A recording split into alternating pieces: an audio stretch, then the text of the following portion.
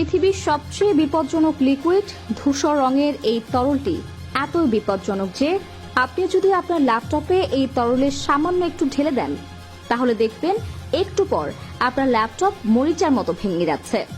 আবার যদি একটি কোল্ড ড্রিঙ্কসের ক্যানের উপর ঢেলে দেন তাহলে দেখবেন সেটা কাগজের মতো খালি হাতেই ছিঁড়ে ফেলতে পারছেন।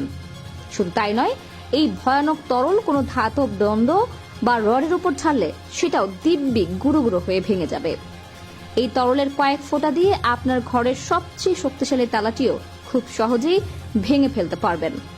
হাতুড়ির কোনো প্রয়োজন হবে না। বিপজ্জনক এই লিকুইডের নাম গ্যালিয়াম।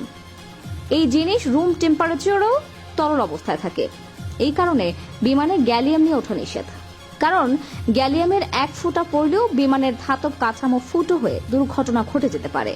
তবে মজার ব্যাপার হলো গ্যালিয়াম নামক তরলটি বিভিন্ন বস্তুর সঙ্গে এভাবে